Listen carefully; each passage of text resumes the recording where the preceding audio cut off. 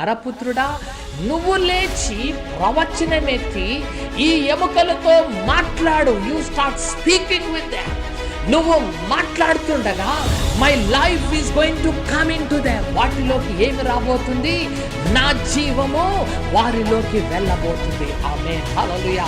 Things are going to change. పరిస్థితులు మారిపోబోతున్నాయి, స్థితిగతులు మారిపోబోతున్నాయి. ఎందుకంటే దేవుని ప్రవచన వాక్యాన్ని నువ్వు ఎత్తి మాట్లాడుతున్నప్పుడు God is going to give life into them. వాటిలోకి దేవుడు ఏమి ఇవ్వబోతున్నాడు? జీవాన్ని ఇవ్వబోతున్నాడు. That is the power of the word of prophecy. Praise the Lord. దేవుని నామానికి స్తోత్రం. ఈ మధ్యాహ్న వేళ సమయంలో, ఈ చక్కని సమయాల్లో మరి మీరు ఈ ఆన్లైన్ ప్రేయర్కి జాయిన్ అయినందుకు దేవునికి నేను కృతజ్ఞతాస్తుతులు చెల్లిస్తున్నాను. వన్స్ అగైన్ ఈరోజే కొత్తగా ఈ ఆన్లైన్ గ్రూప్లో మీరు జాయిన్ అయినట్టయితే I greet you in the name of Jesus. యేసుక్రీస్తు నామమున ఎంతో సంతోషంగా మిమ్మల్ని ఆహ్వానిస్తున్నాను. తప్పక దేవుడు మీ జీవితంలో గొప్ప కార్యాలు చేయబోతున్నాడు. ఈరోజు వాక్య ధ్యాన నిమిత్తము ఎహెచ్కేల్ గ్రంథం 37వ అధ్యాయము, book of Ezekiel chapter 37. Book of Ezekiel chapter 37 verse 1, మొదటి వచనం నుంచి చదువుకుందాం. యెహోవా హస్తము నా మీదికి వచ్చెను, యెహోవా హస్తము నా మీదకి వచ్చెను, నేను ఆత్మ వసుడనై ఉండగా యెహోవా నన్ను తోడుకొని పోయి ఎముకలతో నిండి ఉన్న ఒక లోయలో నన్ను దింపెను. ఆయన వాటి మధ్య ఇటు అటు నన్ను నడిపించుచుండగా ఎముకలు అనేకములు ఆ లోయలో కనబడెను. చాలు, ప్రార్థన చేసుకుందామండి. Thank you Jesus. యేసయ్యా నీకు వందనాలు. ఈ మధ్యాహ్న వేళ సమయంలో పరిశుద్ధాత్మదేవ మా మధ్యలోకి వచ్చి మాతో మీరు మాట్లాడండి. జీవం గల దేవా నీకు స్తోత్రం నాయనా. ఇదిగో నీ ఎదుట మేము నిలబడి ఉన్నాం. ఈరోజు నీ జీవం మాకు కావాలయ్యా, నీ మాటలు మాకు కావాలయ్యా. మమ్మల్ని బ్రతికింపచేయేసయ్యా. నీ వాక్యము చేత ఈరోజు మమ్మల్ని బలపరచమని అడుగుతున్నానికి స్తోత్రం నాయన. వినగలిగే చెవులు, గ్రహించే హృదయము మా అందరికీ దయచే. ఈరోజు ఈ వాక్యం ఎవరైతే వింటున్నారో ప్రభా, let the word come as life to them.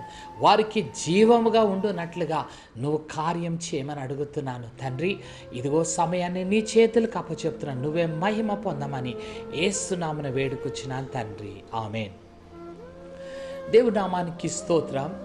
ఇక్కడ ఎహెచ్కేల్ ప్రవక్త తన చూసిన దర్శనంలో కదా దేవుడు తనని ఆత్మపూర్ణుడై కదా ఒక లోయలోకి తీసుకెళ్ళినట్టుగా మనం చూస్తూ ఉన్నాం. ఈ దర్శనం గురించి అనేకమైన కదా మరి ఇంటర్ప్రిటేషన్స్ అనేక మంది దైవ సేవకులు ఇస్తూ ఉంటారు.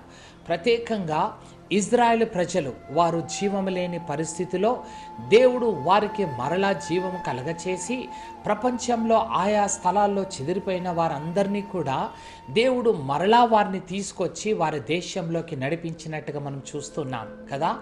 ఈరోజు పరిశుద్ధాత్మ దేవుడు ఇదే వాక్యము చేత మరొక రీతిగా మనతో మాట్లాడాలని ఆశపడుతున్నాడు కదా. ఈరోజు మనం ఆత్మీయ స్థితిలో మనం చూసినట్టయితే that was all the physical కదా, శరీర సంబంధమైన వాటి గురించి ఇప్పుడు వరకు మనం అనేక మంది చెప్తూ వచ్చారు. కానీ when you look in to the spiritual realm కదా, ఆత్మ సంబంధమైన విషయాల్లో మనం గమనించినట్టయితే దేవుడంట ఈ ఏహెచ్కేల్ ప్రవక్తని కదా ద హ్యాండ్ ఆఫ్ గాడ్, దేవుని యొక్క హస్తము ఆయనని ఎక్కడికి నడిపించుకుంటూ తీసుకువెళ్ళిందంట, ఒక లోయలోకి తీసుకువెళ్ళినట్టుగా మనం చూస్తున్నాం. ఆ 37వ అధ్యాయము మొదటి వచనం చదువుకుందాం. యెహోవా హస్తము నా మీదకి వచ్చెను, నేను ఆత్మ వసుడనై ఉండగా యెహోవా నన్ను తోడుకొని పోయి ఎముకలతో నిండి ఉన్న ఒక లోయలో నన్ను దింపెను. ఆయన వాటి మధ్య నన్ను ఇటు అటు నడిపించుచుండగా ఎముకలు అనేకములు ఆ లోయలో కనబడెను. అవి కేవలం ఎండిపోయినవి. ఆయన నరపుత్రుడా, ఎండిపోయిన ఎముకలు బ్రతుకగలవా? ఆమేన్. ఈరోజు దేవుడు ఒక క్వశ్చన్ అడుగుతున్నాడు, ఈ ఎండిపోయిన ఎముకలు బ్రతకగలవా? కదా, దేవుని యొక్క హస్తం అంట ఈ యెహెజ్కేలు ప్రవక్తని ఎక్కడికి తీసుకెళ్ళిందంట? ఒక లోయలోకి తీసుకెళ్ళింది. ఆ లోయ నిండా ఎముకలే కదా, అవి కొన్ని కాదు, విస్తారమైన ఎముకలు కదా. అక్కడ మనం చూస్తే ఈ ఎముకలు కొన్ని లక్షలాది ప్రజల ఎముకల్లాగా కనపడుతున్నాయి కదా. దేవుడంట ఈ యెహెజ్కేలు ప్రవక్తని ఆ ఎముకల మధ్యలో అటు ఇటు తీసుకువెళ్తున్నాడు. ఆయన హస్తంతో ఇలా పట్టుకుని తీసుకువెళ్తూ ఉన్నాడు కదా. అవన్నిటి చూసినప్పుడు ఆ ఎముకల్లో జీవం లేవు. They are dead and gone కదా. ఎండిపోయిన ఎముకలు, ఆ ఎముకల్లో జీవం లేవు. అయితే దేవుడు ఒక ప్రశ్న అడుగుతున్నాడు. God is asking a question, will these bones live? ఈ ఎముకలు మరలా బ్రతకగలవా అని దేవుడు అడుగుతున్నాడు. నిజంగా ప్రియ సహోదరుడా, ఈరోజు ఈ లోయ అనగా పాపములో ఈరోజు అనేక మంది సచ్చిన వారుగా కనపడుతున్నారు.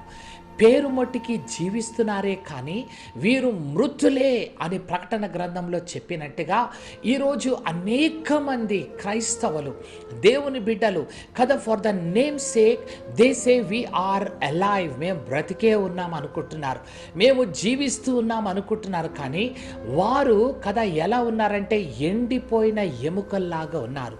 There is no life in them, వారిలో జీవం లేదు.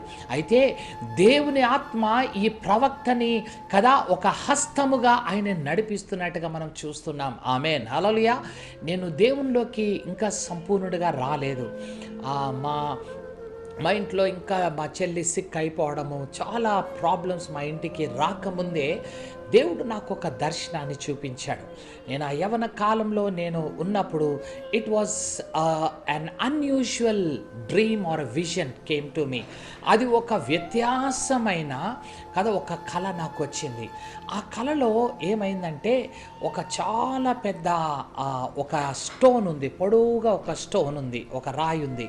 ఆ రాయి మీద నేను కూర్చున్నాను. అయితే చాలా ఎత్తులో నేను కూర్చున్నాను. ఆ కూర్చున్న తర్వాత నా చుట్టూరు మనుషులు ఉన్నారు. వర్షం పడుతుంది, అందరు గొడుగులు పట్టుకుని నా చుట్టూరు ఉన్నారు.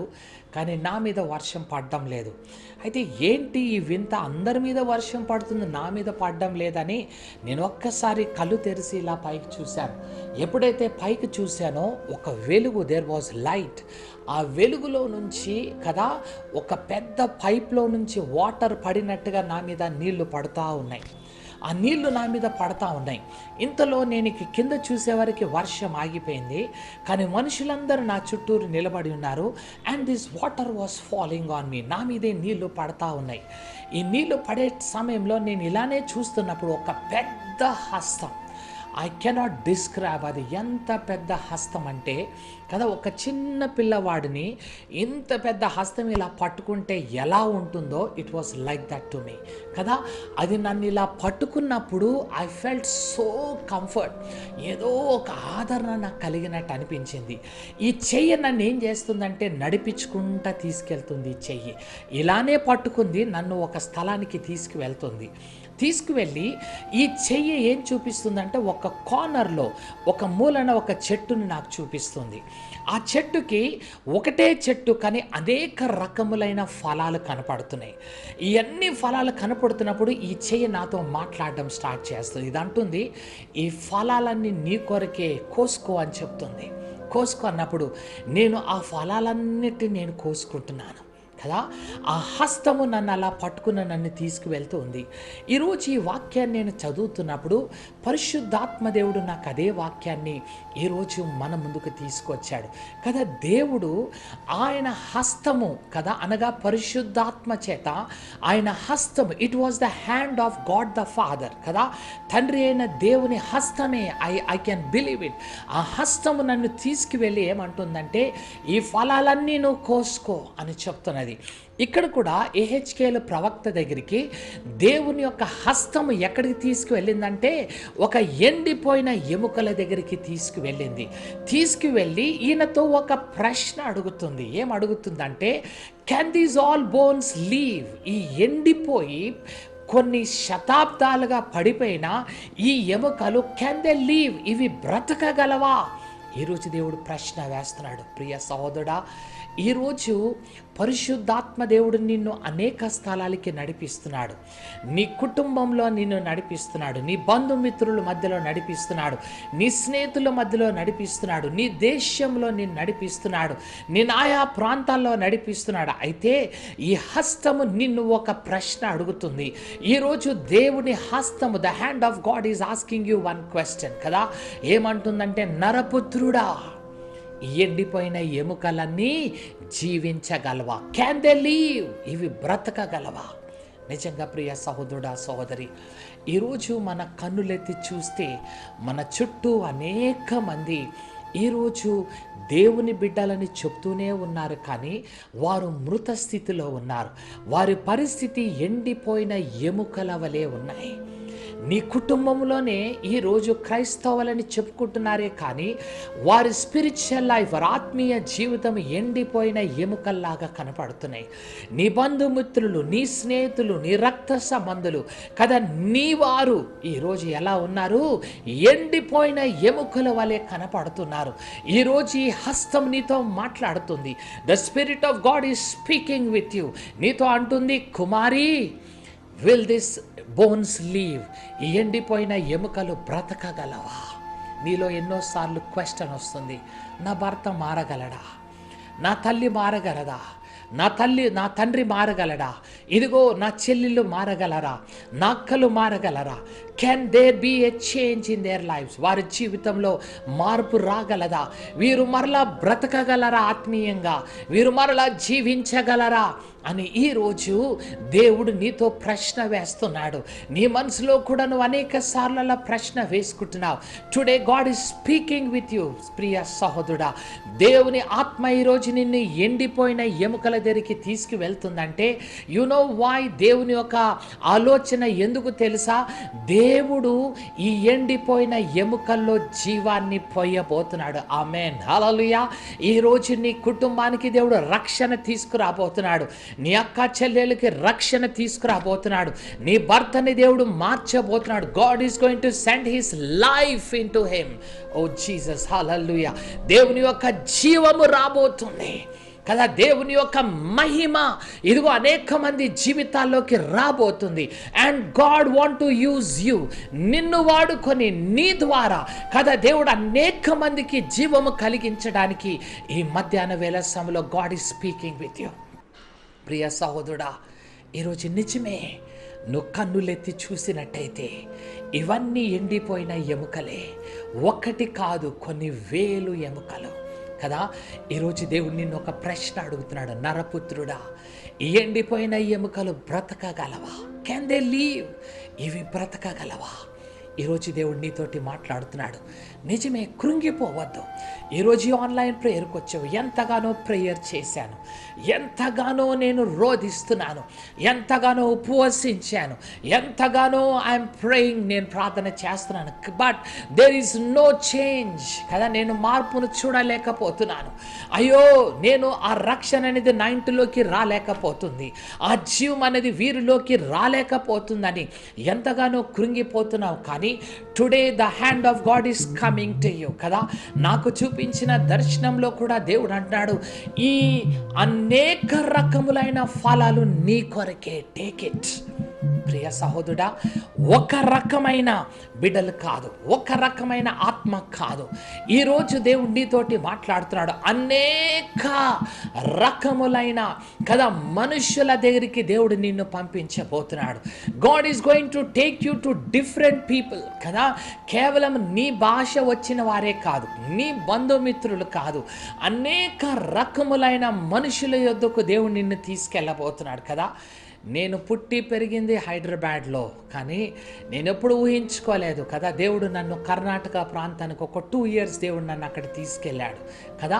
అక్కడికి వెళ్ళినప్పుడు అనేక మందికి సువార్త ప్రకటన చేయడానికి దేవుడు అక్కడ నన్ను వాడుకుంటూ వచ్చాడు. దాన్ని బట్టి దేవునికి నేను కృతజ్ఞతాస్తుతులు చెల్లిస్తున్నాను కదా. దేవుడు నన్ను ఒకసారి నాకు కలలో చూపించాడు కదా, that I'm going to Caribbean కదా. కెరీబియన్ ఐలాండ్స్కి నేను వెళ్తున్నట్టు దేవుడు నన్ను చూపించాడు.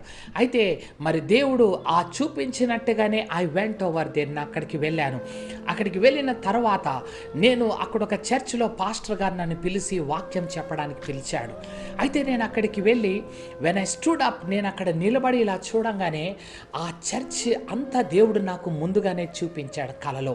నేను అలా నిలబడి వారికి సువార్త ప్రకటన చేయడం కదా.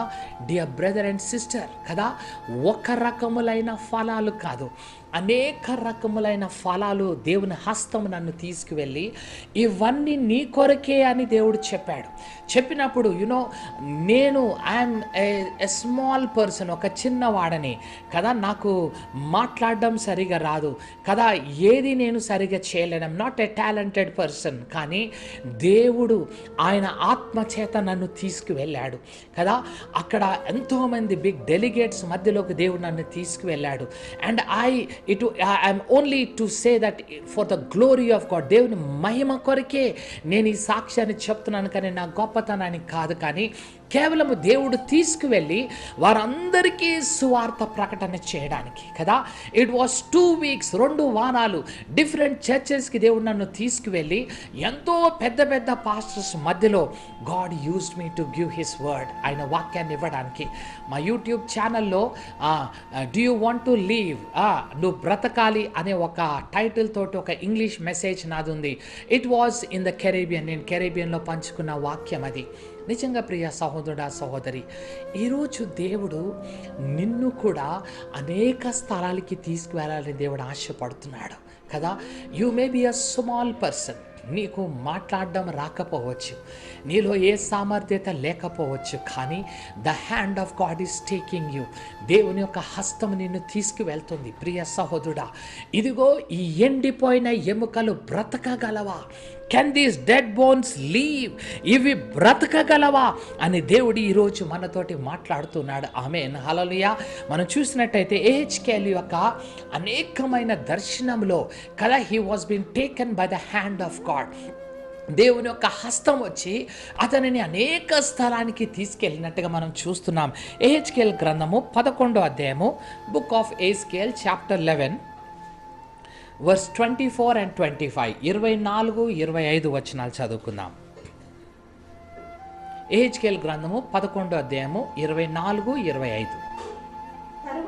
తరువాత ఆత్మ నన్ను ఎత్తి నేను దైవాత్మ వసుడను కాగా దర్శనములో అయినట్టు కల్దీయుల దేశమునందు చెరలో ఉన్న వారి యొద్దకు నన్ను దింపాను. ఇక్కడ ఏమంటున్నాడు తెలుసా? ఆత్మ వశముడై ఏం చేశాడంట? అతడు ఆత్మ చేత నింపబడినప్పుడు ఈ పరిశుద్ధాత్మ దేవుడు అతన్ని ఎక్కడికి వెళ్ళిందంట? కల్దీయుల మధ్యలో చెరలో ఉన్న వారి మధ్యలోకి తీసుకువెళ్ళినట్టుగా మనం చూస్తున్నాం. ఈరోజు అనేక మంది చెరలో ఉన్నారు, పాపమనే బంధకాల్లో ఉన్నారు, పాపమనే చెరలో పట్టుకోబడ్డారు కదా. మరి సాతాను యొక్క చెరలో చిక్కుకుబడ్డారు, అనేకమైన చెడు వ్యసనాల్లో చిక్కుకుబడ్డారు. అయితే దేవుని ఆత్మ ఈ ఎహెచ్కేలు ప్రవక్తని తీసుకువెళ్తుంది. ఎందుకు అంటే వారికి విడుదల కలిగించడానికి కదా. ఈరోజు ప్రియ సహోదరుడా సహోదరి, God want to use you. దేవుడు నిన్ను వాడుకోవాలనుకుంటున్నాడు కదా. చెరలో ఉన్న వారికి విడుదల కలిగించడానికి, బంధకాల్లో ఉన్న వారికి విడుదల కలిగించడానికి ప్రియ సహోదరుడా, వారి చెరలో వారి కట్లను వారు విప్పుకోలేరు కదా, వారి బంధకాల నుంచి వారు రాలేరు. ఈరోజు ఎన్నో క్రైస్తవ కుటుంబాలు కూడా భయంకరమైన బంధకాల్లో చిక్కుకుపోయి ఉన్నారు కదా. వారు ప్రార్థన చేసి they are not able to come out, వారు బయటికి రాలేకపోతున్నారు. వారి జీవితం, ఆత్మీయ జీవితం ఎండిపోయిన స్థితిలో కనబడుతున్నారు. అయితే ఇక్కడ ఎహెచ్కేలు ప్రవక్త ఆత్మవశుడై కదా ఆ స్థలానికి తీసుకెళ్ళబడ్డాడు, ఆ చెరలో ఉన్న వారికి విడుదల కలిగించడానికి. ఈరోజు నిజమే ప్రియ సహోదరుడా, నీ చుట్టూ అనేక మంది చెరలో ఉన్నవారు ఉన్నారు. దేవుడు నిన్ను వాడుకోవాలని ఆశపడుతున్నాడు. దేవుడు నీ ద్వారా అనేక మంది జీవితాల్ని విడుదల కలిగించడానికి, అనేక కుటుంబాలకి విడుదల కలిగించడానికి, అనేక మంది బ్రతుకులకు కదా ఈరోజు స్వతంత్రత కలిగించడానికి దేవుడు నిన్ను నడిపించాలని దేవుడు ఆశపడుతున్నాడు. ఆమేన్, హల్లెలూయా. అందుకొరకే నిన్ను ఒక ప్రశ్న అడుగుతున్నాడు. నా దైవ కుమారుడా, ఇదిగో మనుష్య కుమారుడా, ఇదిగో ఈ ఎండిపోయిన ఎముకలు, జీవము లేని ఈ ఎముకలు, ఇవి బ్రతకగలవా? Can they live? ఇవి బ్రతకగలవా అని ఈరోజు దేవుడు అడుగుతున్నట్టుగా మనం చూస్తున్నాం. అవును ప్రియ సహోదరుడా, సహోదరి, ఈ మధ్యాహ్న వేళ సమయంలో కదా God is speaking with you. దేవుడు నీతో మాట్లాడుతున్నాడు. ఈరోజు నువ్వు దేవుని వైపు నువ్వు తిరిగినట్టయితే కదా దేవుడు నీ పక్షాన గొప్ప కార్యాలు చేయాలని ఆశపడుతున్నాడు. God want to do great things in your life కదా. ఈరోజు దేవుని వైపు నువ్వు తిరుగు. If you turn towards God, దేవుని వైపు నువ్వు తిరిగినట్టయితే దేవుడు నీ జీవితంలో గొప్ప కార్యాన్ని చేయడానికి ఇష్టపడుతున్నట్టుగా మనం చూస్తున్నాం. అదే యెహెజ్కేలు గ్రంథం 37వ అధ్యాయము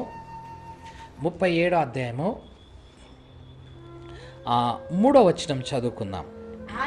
ఆయన నరపుత్రుడా, ఎండిపోయిన ఈ ఎముకలు బ్రతుకగలవా అని నన్ను అడగగా, ప్రభువా యెహోవా, అది నీకే తెలియనని నేను అంటిని. అందుకు ఆయన ప్రవచనమెత్తి ఎండిపోయిన ఈ ఎముకలతో ఇట్లనుము. ఆమేన్, హల్లెలూయా. దేవుడు అంటున్నాడు, నరపుత్రుడా, ఈ ఎండిపోయిన ఎముకలు బ్రతకగలవా? అయితే యెహెజ్కేలు ప్రవక్త అంటాడు, అయ్యా అది నీకే తెలుసయ్యా. అప్పుడు అంటున్నాడు, నువ్వు ప్రవచనమెత్తి ఈ ఎముకలతో ఇట్లనుము. You start speaking with this bones. ప్రియ సహోదరుడా, ఈరోజు దేవుడు ఈ ప్రవచన వాక్యము నీ నోట్లో పెట్టబోతున్నాడు. ఈ ప్రవచన వాక్యము నువ్వు పలుకు అని చెప్తున్నాడు దేవుడు. You need to speak to the bones that are dead. నీ ఇంటిలో నీ తండ్రి చనిపోయిన ఎముక వలె ఉన్నాడేమో కదా. నువ్వు దేవుడు నీతో మాట్లాడుతున్నాడు. ఈరోజు నువ్వు దేవుని యొక్క ప్రవచన వాక్యాన్ని నీ నోటిలో తీసుకుని ఆ ఎముకతో నువ్వు మాట్లాడు. నీ తమ్ముడు ఈరోజు నశించిపోతున్నాడేమో, నీ చెల్లెలు నశించిపోతుందేమో, నీ తల్లిదండ్రులు నశించిపోతున్నారేమో, నీ బంధుమిత్రులు ఈరోజు మృత స్థితిలో ఉన్నారేమో. ఇదిగో నువ్వు ప్రవచనమెత్తి take the word of God కదా, the word of prophecy, take it in your mouth. నీ నోటిలో తీసుకుని నువ్వు మాట్లాడు. God is speaking with you. అవును ప్రియ సహోదరుడా, unless you don't speak with this bones, ఈ ఎముకలతో నువ్వు మాట్లాడనంత వరకు you will never see life coming into them. వాటిలో జీవం రావడము నువ్వు ఏమాత్రము చూడలేవు. అవును ప్రియ సహోదరుడా, నేను మౌనంగానే ఉంటాను, నేను ప్రార్థనలోనే ఉంటాను, ప్రార్థన చేస్తానే ఉంటానని కదా దేవుడు వాటి కొరకు ప్రార్థన చేయమని చెప్పలేదు. Of course you need to pray for them. నువ్వు వారి కొరకు ప్రార్థన చేయాలి. కానీ ఇక్కడ దేవుడు ఏమంటాడంటే, ఈ ఎండిపోయిన ఎముకలతో ప్రవచనమెత్తి ఇలా మాట్లాడు. You start speaking with them కదా. నువ్వు ఎప్పుడైతే వారితో మాట్లాడతావో things are going to change. పరిస్థితులు మారిపోబోతున్నాయి, జీవితాలు మారిపోబోతున్నాయి, బ్రతుకులు మారిపోబోతున్నాయి. అవును ప్రియ సహోదరుడా, సహోదరి, ఈరోజు నీ దేవుడు నీ నోటిలో ఉంచిన ప్రవచన వాక్యాన్ని కదా, నువ్వు వింటున్న ప్రతి మాట ఇతరులతో నువ్వు పంచుకున్నప్పుడు, when you start speaking with this bones, నువ్వు మాట్లాడినప్పుడు వాటిలో జీవము రాబోతుంది. ఆమేన్, హల్లెలూయా. అందుకొరకే గాడ్ హ్యాస్ చూసెన్ యూ. ఈ మధ్యాహ్న వేళ సమయంలో దేవుడు నిన్ను ఏర్పాటు చేసుకున్నాడు. You are not an ordinary person కదా. నువ్వు ఈరోజు యాక్సిడెంటల్గా నేను చూస్తున్నాను, నాతోటే దేవుడు మాట్లాడుతున్నాడు అనుకుంటున్నావు, కానీ it is God speaking with you. నీతోటే మాట్లాడుతున్నాడు. అవును ప్రియ సహోదరి, ఈరోజు God want to use you. నీ నోటిలో ఆయన ప్రవచన వాక్యాన్ని దేవుడు పెట్టబోతున్నాడు. And when you start speaking with this bones, ఈ ఎండిపోయిన ఎముకలతోనూ మాట్లాడుతుండగా ఇదిగో జీవము వాటిలోకి రాబోతుంది. Amen, hallelujah. Life is going to come into them. ఆ ఇంటిలోకి జీవాన్ని దేవుడు తీసుకురాబోతున్నాడు. ఆమేన్.